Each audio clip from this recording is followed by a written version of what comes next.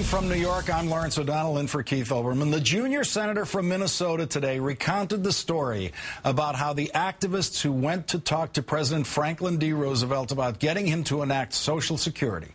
At the time, FDR didn't have the votes to get it done, and he told them he agreed with them. He wanted to do it now, but he needed them to make him do it. Democrat Al Franken's message today on passing final health care legislation: make us do this. It's time to end decades of dithering, Senator Franken said, and get this done. First tonight, more dithering. Congressman Bart Stupak says he is not going to vote for the Senate bill unless the abortion language in it is made more restrictive. And he threatens to convince about a dozen wavering members in the House to join him. Except, big problem, the Senate bill needs to pass the House exactly as is, as the first stage of the plan. Democrats seem to have no wiggle room to accommodate Stupak's demand.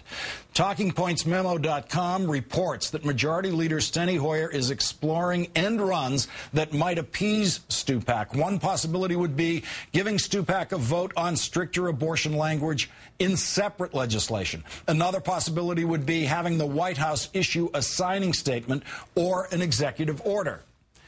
Meanwhile, in the Senate, Republicans today leaked to Greg Sargent at the Plumline blog that they are going to use the Byrd rule governing budget reconciliation to try to bleed the reconciliation fix to death and ensure it never passes. But today, the author of that rule, Senator Robert Byrd, endorsed the Democrats' plan to use a majority vote to finish the health care bill. In a letter to West Virginia newspaper, Senator Byrd wrote that a limited bill structured to adjust some of the elements of the already passed Senate bill may be consistent with the Budget Act and appropriately considered under reconciliation.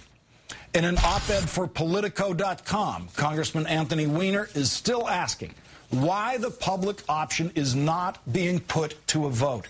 35 senators have now signed on to the letter calling for the public option by reconciliation. Yesterday at the White House, President Obama told progressive Democrats that he is for the public option, but the Senate does not have the votes.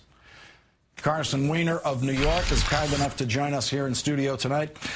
Congressman Weiner, it's deja vu all over again. We're back to Bart Stupak and abortion. The abortion language in the Senate, the problem is it is not strong enough for Bart Stupak, and we have to re-diagram this play every night for the audience. The idea is you in the House of Representatives will pass the Senate bill as is, so that there is a passed law that you can then amend in effect through the reconciliation process. Stupak says, I cannot vote for the Senate bill with that language in it. Is this a roadblock that's going to stop the whole process?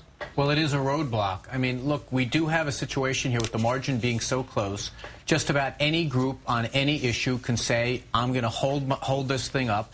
And in this case, it's on this issue. We heard it argued in immigration. We've heard it argued in lots of places. Senator Nelson in Nebraska held up for just money for his state.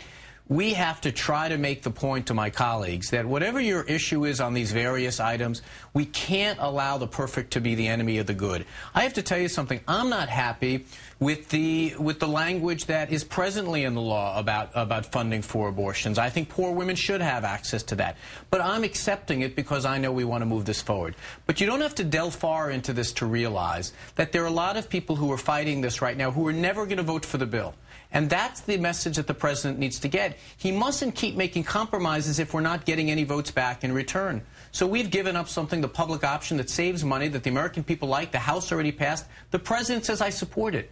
So who is it that he gave it up to, and what did we get back in return?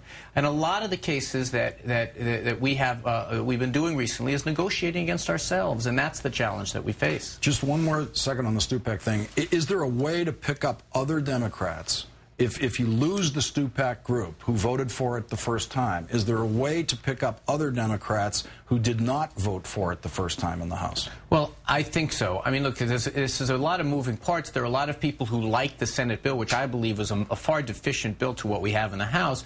A lot of people who said, I'll vote for that because it's a weaker bill. And so there might be more votes there. But one thing I can tell you for sure that makes this very complicated, that the viewers should understand, and you can write this down, not a single Republican is going to do anything to help this process along. So automatically you're stuck with a very tiny margin in the House and Senate. Nancy Pelosi is a great politician, but it's kind of like that childhood game, pick up sticks. You can pick up a stick, but you can't move anything else. That's what's hard about this. Now, getting back to the negotiating with yourselves, the president insists and insisted yesterday to the liberal members of Congress who went to see him that it is not possible to pass the public option in the Senate at the same time that the public option seems to be gaining momentum in the Senate. They're up to 35 committed votes for it. And there is a few more, there's at least a half a dozen more who would vote for it, but because they're in leadership positions, they don't want to sign any document like that. Your argument now is we should be pushing for it in the Senate, or do you agree with the president that you can tell right from where we sit now that it won't pass in the Senate? Here's the question that I have. The president says he supports it, and yet he says there's not the votes in the Senate. Why don't we let the Senate decide that? You know, the president finally the other day in the Gold Room said, you know what, let's put this to an up or down vote. He's right. We have to do that. But why not the public option? If there's been one element of this discussion that's had people talking at their coffee shops, talking at bowling alleys, and talking over dinner tables, it's been about the public option. Should we know where everyone is on the public option except United States senators? Let's find out, and there's definitely a growing momentum. And for the concerns that we have about the cost, this saves us $110 billion. This actually helps the president get to what he wants, which is more choice, competition, and lower cost. That's why I don't understand for the life of me why we just don't say to the United States Senate, you know what, the House passed it, the president supports it, the American people support it. Go ahead. If we're going to kill the public option, let's actually do it. And there's nothing in Senate rules that prevents any senator from offering the public option as an amendment to whatever Harry Reid brings to the floor. Any Democratic senator, any senator there can offer an amendment saying, let's include the public option, and you take a vote on that. That's the normal process in reconciliation legislation. Is there any reason why that would gum up the works this time? Well, you know, it's interesting you say that. In many ways, we're now back to normal legislating. We know you need 51 votes and a majority in the House, so this is a very traditional process. I hope that someone raises that question and says, why are we not doing this? You know, there are a lot of people who animated around this issue, and the public option made a lot of sense to them. It's going to be very hard to explain to them when all is said and done, even if this passes, why the public option's not in. Congressman Anthony Weiner of New York, thanks for coming in tonight. Thank you.